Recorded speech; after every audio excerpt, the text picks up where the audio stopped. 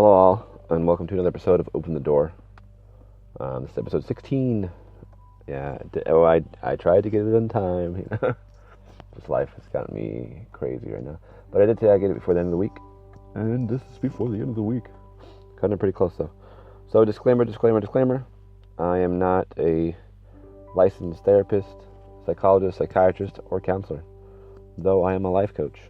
Apparently, according to my counselor, which I just recently seen. What I've been doing pretty much all my adult life and some of my teen life, I've been life coaching. Trying to put people on their right path if it's possible. They've been, giving me questions. I've been giving them answers. So what I could do is I'll define a life coach for you, and then you'll be like, oh, that does make sense that you've been doing that. Actually, let me turn on this music. Oh, this is also Kevin MacLeod, relaxing piano music, and I put in the description where you can find it if you'd like it. So yeah, let's see. Define life coach. A person who counsels. A person who counsels and encourages clients on matters having to do with careers or personal challenges. There you go. Mainly personal challenges, but for my end, careers, I think, is the same kind of steps you do, what career is more positive for you, whether it's you want to make money or you just want to be happy. I'm sure there's careers for both, be happy and making money kind of thing. I'm happy that I make a ton of money. You can make tons of money and still be, sad, but dirt poor and be happy as heck, so it all depends. This episode, rewind. This episode, I'd like to talk more about loss. I've gone into loss before on other episodes. I couldn't tell you right now which one. But yeah. Oh, I'm very tired. I apologize. It's like almost 4 a.m, so we'll do this episode, and then I'm gonna go in and go to sleep. So extra helping of loss. Ugh. We're going to go way deeper, dive deeper into it. So this week has been pretty rough. It's been a week now. Well, probably a week in 7-8 hours. I don't know. No, probably a week in 12 hours, sorry. So I lost my dog of 6 years, Yoda. He was St. Bernard. He was awesome. He did so much stuff. He was great, easily to train. And it's just hard. Sure, people are like, oh, it's just a dog. But to me, he was more than that. He was a family member.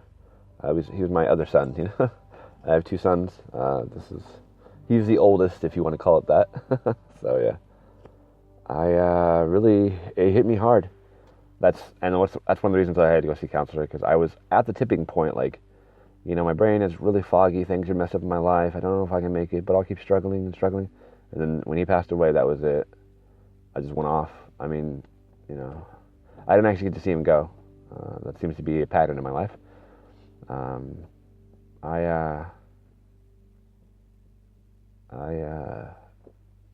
went to a bad place when he passed. No more cutting. I didn't do cut then, so that's good. I'm okay with that. I'm proud of that. So that's a start. I punched a washer. I broke a bunch of stuff in the backyard. I screamed a lot. I don't know.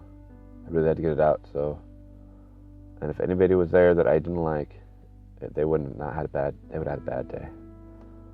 So, I'm not an evil person. I'm not a violent person.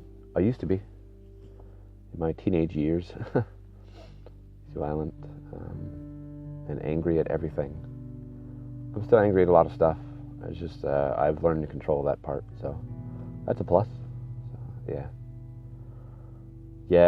I got there and my mom was crying outside the garage I'm like, did he pass already? And she's like, yeah. I'm like, I was racing over there, driving over as fast as I can, safely as fast as I can. And I was like, in my head, I was like, I'm not gonna make it. And sure enough, I didn't make it. So, if you have animals now, I definitely hug them and kiss them and let them know you love them. I still love him, of course. He's just not here right now. And He was the best. He was going to be my service dog, and just I ended up not being able to train him in that way yet. I don't want another animal for a while. I mean, I have a cat, but he is definitely a nerd.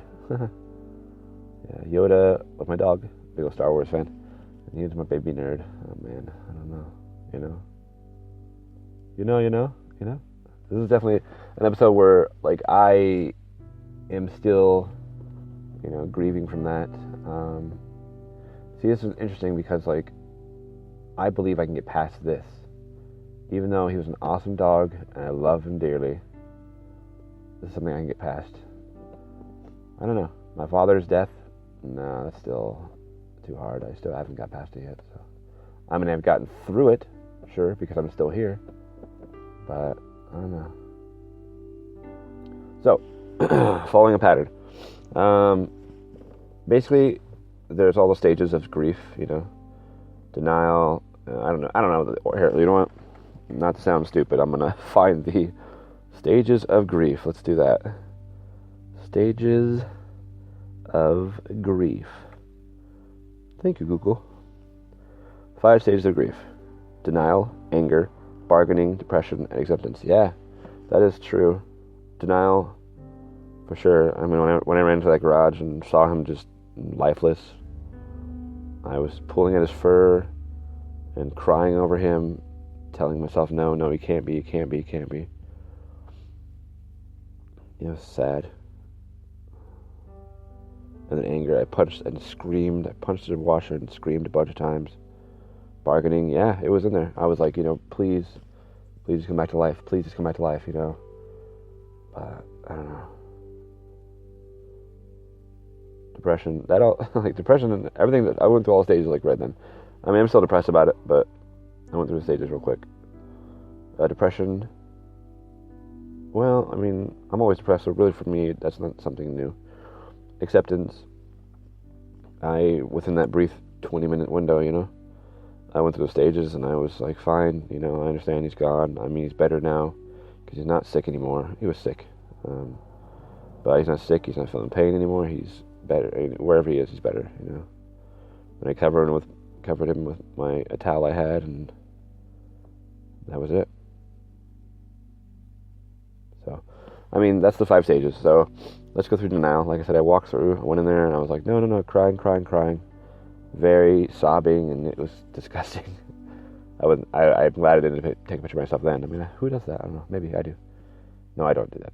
Maybe some people do, I'm sure. But I was denial. I'm like, no, you can't be dead.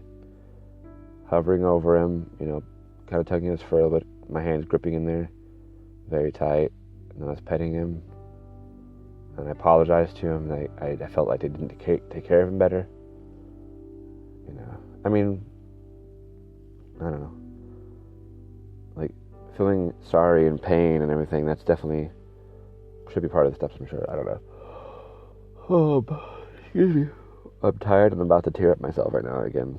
So denial, I didn't do a good job. He's not gonna die. You're fine. Come back. Whatever.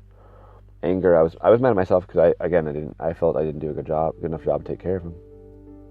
And then I was so mad that he was just gone, and that was it. I punched the washer a bunch of times. Screamed a lot. Slammed doors. Broke a bunch of stuff in the yard. I don't know. I mean, that was my way of getting out the anger, which is good that I didn't hold it in. If something happens, find the best way and the safest for everybody to get it out, because you don't want that pent up. You don't want that anger pent up inside you. That'll just break, that'll break you. Okay, so bargaining, please come back. I'm sorry, please come back. I'll take better care of you, blah, blah, blah. If you come back, I'll take better care of you, whatever, so, and that was my bargaining. Obviously, it didn't happen. I don't know. Definitely a good dog, though. Depression, like I said, I'm going through it every day, so it's for me, it's not something new. Yeah, but I did actually, okay, so after I was bargaining, and then I think mine was more, yeah, no, it was right. Bargaining, depression, I cried a bunch on him, Sat down and cried myself for a moment. Then I kind of wiped the tears off, wiped the snot off. Yeah, it was a bunch of snot. It's gross. And then I stood up, covered him with a towel, like I said. Apologized to him again. Told him I loved him. Glad that he was better now, wherever he was. And told him he was a good dog, because he was. I mean, sure, he did some stuff that, dogs, do, and I was mad at him at times for, but he was a dog, Not just a dog, sorry. He was a good dog. Then once that was over, walked out of the garage and, took care of what you need to take care of after that.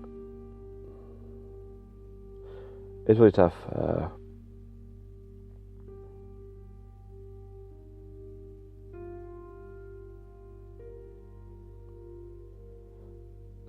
This one says 5 stages of Grease. Yeah, 5 stages of Grease the movie with John Travolta. Oh, just kidding. 5 stages of grief and loss, denial and isolation. I really haven't isolated myself. Anger, bargaining, depression, acceptance. So that's the same stuff. The isolation I can understand. I mean, but because my life the way it is now, it's pretty hectic, so I can't isolate myself. Because I need to work, I need to take care of my kids, need to pay attention to my wife, all this stuff. I mean, I guess inside you can isolate yourself, which I might be doing. I'm not sure yet. Like cutting yourself off from the rest of the world emotionally. Yeah, that could be easily done. I've done it before. But it's not something you want to do. I mean, I don't think any of this, I don't want to be angry. I don't want to deny that they're gone because I know they are. I don't want to isolate myself because that's not going to help the situation. Excuse me. I don't want to be angry. I don't want to bargain for the life because I don't want them back. I want them to be better and, I want them to be better. I mean, not better, sorry. I want them to be not in pain anymore and not sick and just happy. I don't want to be depressed. I mean, that's the thing I guess you could say. I've been wanting for a long time. I'll bargain the heck out of that. Be like, look, I won't be. If I'm not depressed anymore, I'll do this. Whatever. No, it's not gonna happen. So stages within stage, stageception. No.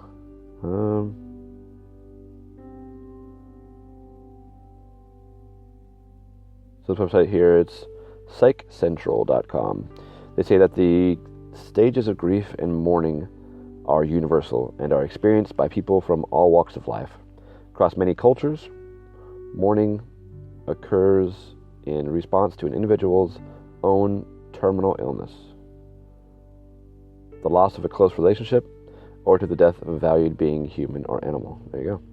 There are 5 stages of grief that were first proposed by Elizabeth Kubler-Ross in her 1969 book on death and dying. Sounds familiar. In our bereavement, we spend different lengths of time working through each step and express each stage with different levels of intensity. The 5 stages of loss do not necessarily occur in any specific order. That's true. We often move between stages before achieving a more peaceful acceptance of death. Many of us are not afforded the luxury of time required to achieve this final stage of grief. There you go. The death of your loved one might inspire you to evaluate your own feelings and morality. Throughout each stage, a common thread of hope emerges. As long as there is life, there is hope. As long as there is hope, there is life.